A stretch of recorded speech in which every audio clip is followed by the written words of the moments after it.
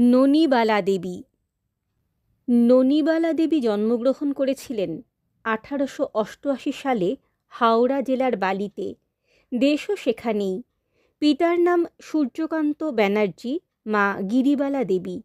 11 বছর বয়সে বিবাহের পর 16 বছর বয়সে তিনি বিধবা হন এবং বাবার কাছেই ফিরে আসেন।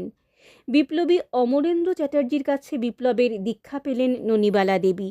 সম্পর্কে তিনি ননিবালা দেবীর ভ্রাতুষ্পুত্র। পলাতক অমর চ্যাটার্জি এবং তাঁর কয়েকজন সহকর্মীকে প্রায় 2 মাস আশ্রয় দিয়ে রাখলেন তিনি রিষড়াতে। পুলিশের দৃষ্টি এসে পড়ল এখানেও। তল্লাশির সময় অমর চ্যাটার্জি পলাতক হন এবং রামচন্দ্র মজুমদার গ্রেপ্তার হন। গ্রেপ্তারের সময় রামবাবু একটা মশার পিস্তল কোথায় রেখে গেছেন সে কথা জানিয়ে যেতে পারেননি। তখন বিধবা ননিবালা দেবী রামচন্দ্র মজুমদারের স্ত্রী সেজে রামবাবুর সঙ্গে প্রেসিডেন্সি জেলে ইন্টারভিউ নিয়ে জেনে এলেন পিস্তলের গুপ্ত খবর। 1915 সালে যে যুগ ছিল তখন বাঙালি বিধবাদের পক্ষে এরকম পরের স্ত্রী সেজে জেলে গিয়ে পুলিশের সেন দৃষ্টিকে ফাঁকি দিয়ে কাজ হাসিল করার কথা কেউ কল্পনাও করতে পারত না। পুলিশ তো নয়ই, কোনো সাধারণ মেয়েও নয়।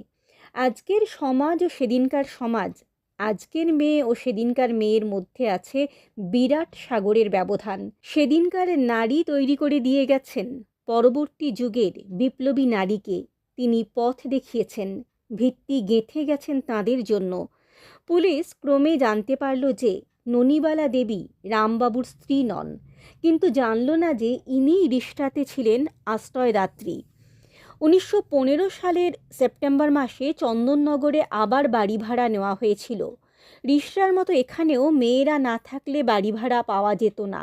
আবার ননিবালা দেবী এলেন গৃহকর্ত্রীর বেশে। পলাতক হয়ে আছেন এখানে বিপ্লবী নেতা যাদুগোপাল মুখার্জি, অমর চ্যাটার্জি, অতুল ঘোষ, ভোলানাথ চ্যাটার্জি, নলিনীকান্ত কর, বিনয়ভূষণ দত্ত ও বিজয় চক্রবর্তী। এদের সকলেরই মাথায় অনেক হাজার টাকার হুলিয়া ছিল। এই নিশাচরেরা সারা দিন দরজা বন্ধ করে ঘরে কাটিয়ে দিতেন। শুধু রাতে সুবিধা মতো বেরিয়ে পড়তেন। নিষ্ঠুর শিকারীর মতো পুলিশ এসে পড়লেই এই পলাতকেরা নিমেষে অদৃশ্য হয়ে যেতেন। পুলিশ হয়রান হয়ে ফিরত। এইভাবে চন্দননগরের বিভিন্ন স্থানে কয়েকটি বাড়িতে তল্লাশি ও বিপ্লবীদের নিমেষে পলায়নের পর ননিবালা দেবীকে আর চন্দননগরে রাখা নিরাপদ হলো না। পুলিশ তৎপর হয়ে উঠল তাকে গ্রেপ্তার করতে। ননিবালা পলাতক হলেন। তাঁর এক বাল্যবন্ধুর দাদা প্রবোধ মিত্র কর্মোপলক্ষে যাচ্ছিলেন পেশোয়ার। বাল্যবন্ধু তাঁর দাদাকে অনেক অনুনয় করে রাজি করালেন ননিবালাকে সঙ্গে নিয়ে যেতে। ননিবালা দেবী পলাতক অবস্থায় তাঁর সঙ্গে পেশোয়ার গেলেন। প্রায় 16-17 দিন পরে পুলিশ সন্ধান পেয়ে যখন ননিবালা দেবীকে গ্রেপ্তার করতে পেশোয়ার গেছে, তখন ননিবালা দেবীর কলেরা চলছে 3 দিন যাবৎ। প্রথম দিন বাড়ি ঘিরে রেখে তার পরদিনই নিয়ে গেল তাকে পুলিশ হাজতে স্ট্রেচারে করে। কয়েকদিন সেখানে রেখে চালান করে দিল কাশীর জেলে। তখন তিনি প্রায় সেরে উঠেছেন। কাশীতে আসার কয়েকদিন পরে প্রতিদিন তাকে জেলগেটের অফিসে এনে কাশীর ডেপুটি পুলিশ সুপারিনটেন্ডেন্ট জিতেন ব্যানার্জি জেরা করত। ননিবালা দেবী সবই অস্বীকার করতেন, বলতেন কাউকেই চেনেন না, কিছুই জানেন না। কাশীর জেল পুরনো সেকেলে। সেখানে প্রাচীরের বাইরে মাটির নিচে একটা পানিশমেন্ট সেল অর্থাৎ শাস্তি কুঠুরি ছিল। তাতে দরজা ছিল একটাই, কিন্তু আলো বাতাস প্রবেশ করবার জন্য কোনো জানালা দরজা ছিল না। ব্যর্থকাম জিতেন ব্যানার্জি 3 দিন প্রায় আধ ঘন্টা সময় ধরে ননিবালা দেবীকে ওই আলো বাতাসহীন অন্ধকার সেলে তালাবন্ধ করে আটকে রাখত। কবরের মতো সেলে আধ ঘন্টা পরে দেখা যেত ননিবালা দেবীর অর্ধমৃত অবস্থা। তবু মুখ দিয়ে স্বীকারোক্তি বের করতে পারল না। তৃতীয় দিনে বন্ধ রাখল তাঁকে আধ ঘন্টারও বেশি, প্রায় 45 মিনিট।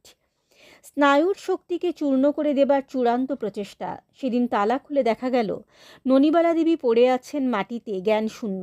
হাল ছেড়ে দিয়ে পুলিশ ননিবালা দেবীকে কাশী থেকে নিয়ে এলো কলকাতা প্রেসিডেন্সি জেলে। সেখানে গিয়ে তিনি খাওয়া বন্ধ করে দিলেন। সেখানে আইবি পুলিশের স্পেশাল সুপারিনটেন্ডেন্ট গোল্ডি তাকে জেরা করত। আপনাকে এখানেই থাকতে হবে, কি করলে খাবেন? যা চাইব তাই করবেন? করব। আমাকে বাগবাজারে রামকৃষ্ণ পরমহংসদেবের স্ত্রীর কাছে রেখে দিন, তাহলে খাবো। আপনি দরখাস্ত লিখে দিন। ননিবালা তখনই দরখাস্ত লিখে দিলেন। গোল্ডি সেটা নিয়ে ছিঁড়ে দলা পাকিয়ে ছেঁড়া কাগজের টুকরিতে ফেলে দিল। অমনি যেন বারুদে আগুন পড়ল। আহত ক্ষিপ্ত বাঘের মতো লাফিয়ে উঠে ননিবালা এক চড় বসিয়ে দিলেন গোল্ডির মুখে। দ্বিতীয় চড় মারবার আগেই অন্য সিআইডি কর্মচারীরা তাঁর উদ্যত হাতকে চেপে ধরে রাখল। পিসিমা করেন কি? অসীম শক্তি ফেটে বেরিয়ে আসছে তখন ননিবালা দেবীর ভিতর থেকে।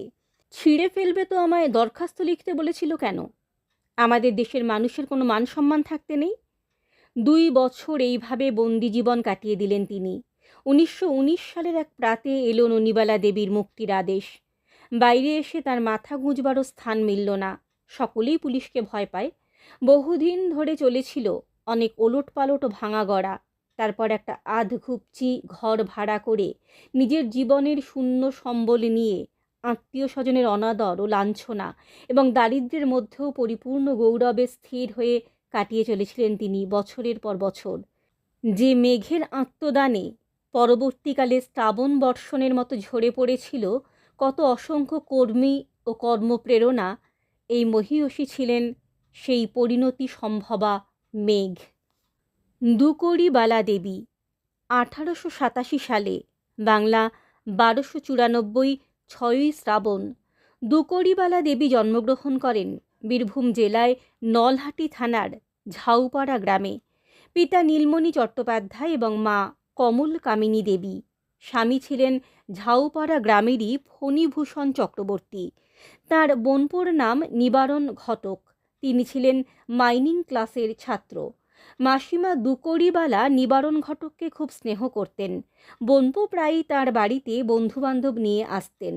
স্বদেশী বই, বেআইনি বই, লুকিয়ে পড়বার আড্ডা ছিল মাসিমার বাড়ি। বললেন, এবার আমায় দলে নিয়ে নাও। বোনপো নিবারণ বলেন, তুমি কি এ পথে আসতে পারবে মাসিমা? এমন বিপদের মুখে পা বাড়াতে নাই বা এলে? সিংহী গর্জে উঠে বললেন, তুমি যদি দেশের জন্য প্রাণ দিতে পারো, তোমার মাও পারে। একদিন বোনপো নিবারণ 7টা মশার পিস্তল এনে লুকিয়ে রাখতে দিলেন মাসিমা দুকড়িবালা দেবীকে। এগুলি ছিল রডা কোম্পানি থেকে চুরি করে আনা জিনিস। এই চুরির কাহিনী অভিনব। 1914 সালের 26শে আগস্ট রডা কোম্পানির জেটি সরকার শ্রীশ মিত্র বড় সাহেবের হুকুম মতো মালপত্র খালাস করতে জাহাজ ঘাটে যান। তিনি 202টি অস্ত্রপূর্ণ বাক্স খালাস করে 7টি গরুর গাড়ি বোঝাই করে নিয়ে আসতে থাকেন। 6খানা গাড়ি তিনি রডা কোম্পানির গুদামে পৌঁছে দেন। একটি গাড়ির গাড়োয়ান ছদ্মবেশী বিপ্লবী হরিদাস দত্ত গাড়িটিকে নিয়ে উধাও হন। সেই গাড়িতে 9টি বাক্সে ছিল কার্তুজ এবং একটিতে 50টি মশার পিস্তল। মালগুলি পরে বিপ্লবীদের বিভিন্ন কেন্দ্রে প্রেরিত হয়। 1917 সালের জানুয়ারি মাসে একদিন পুলিশ দুকড়িবালা দেবীর বাড়ি ঘিরে ফেলে। তল্লাশিতে পাওয়া যায় 7টা মশার পিস্তল। শত জেরাতেও মাসিমার মুখ থেকে বের করতে পারল না যে কে দিয়েছে তাকে পিস্তলগুলি। গ্রামের মেয়ে, গ্রামের বউ দুকড়িবালা দেবী কোলের শিশু বাড়িতে রেখে চলে গেলেন পুলিশের সঙ্গে। স্পেশাল ট্রাইব্যুনালের বিচারের রায়ে দুকড়িবালা দেবীর সাজা হয় 2 বছরের সশ্রম কারাদণ্ড। বন্দি জীবনের অসহ্য পরিবেশের মধ্যে থেকেও, প্রতিদিন আধমন ডাল ভাঙতে থাকা সত্ত্বেও তিনি তাঁর বাবাকে চিঠি লিখলেন তিনি ভালোই আছেন। তাঁর জন্য যেন তাঁরা চিন্তা না করেন, শুধু বাচ্চাদের যেন তাঁরা দেখেন, শিশুরা যেন না কাঁদে। এমনই ছিলেন তখনকার দিনের অগ্রগামী নারী সৈনিকেরা। মুক্তি পেয়েছিলেন তিনি 1918 সালের ডিসেম্বর মাসে। সম্ভবত 1970 সালে তাঁর মৃত্যু হয়।